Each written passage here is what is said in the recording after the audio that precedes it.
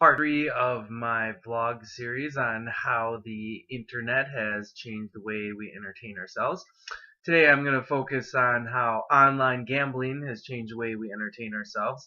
Obviously, gambling is a very popular pastime in our country, and Atlantic City and Las Vegas known as two of the major tourist destinations to do that. People go on cruises to go gambling, and something Americans like to do. One of the biggest things they like is casino games. They also like to bet on sports and horse racing and football and baseball and such. And with the advent of the internet, they give them a whole new platform to place their bets and to things to bet on. So it really has had an influence on how online gambling has influenced the internet. You can see here a similar trend as we saw in online gaming revenues.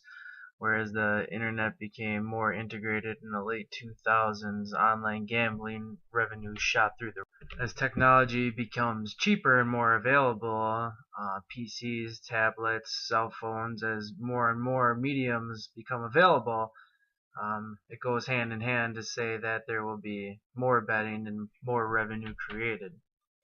Earlier this semester, we learned that the highest degree of internet saturation and access is in North America, Australia, and Europe. So this graph makes sense that primarily English speakers surveyed would have the access to do online gambling. Next, just a quick look at the sources of online gaming revenue, primarily coming from sports betting and casino games. I can see another graph here that casino-style games such as poker and slots and roulette clearly dominate along with sports betting.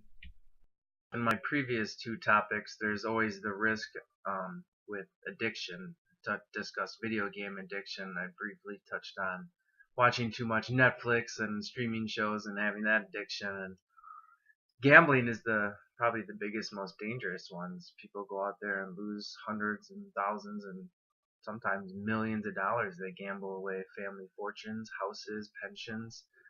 It's a very prevalent issue in our society.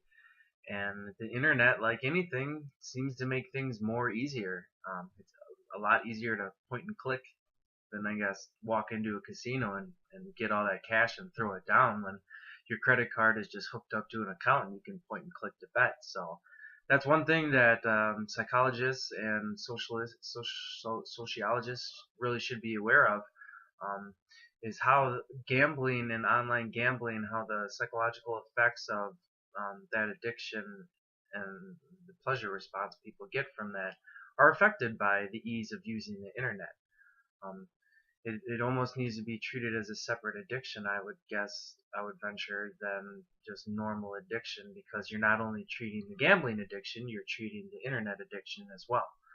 And you might end up in a situation where somebody kicks their gambling addiction, but then they're using the internet to play online games, or they're using the internet to shop compulsively. So there runs the risk of that, where you're dealing with multiple addictions. So I would think that in a treatment of an issue like that, you would need to approach both the internet addiction and the gambling addiction, not just the gambling addiction. So just to end with the topic of addiction and the risk of gambling, you can see the large amount of gambling losses per year and per country. Obviously, the graph we saw before is in line with what we see here, U.S. and English-speaking countries being some of the larger gamblers.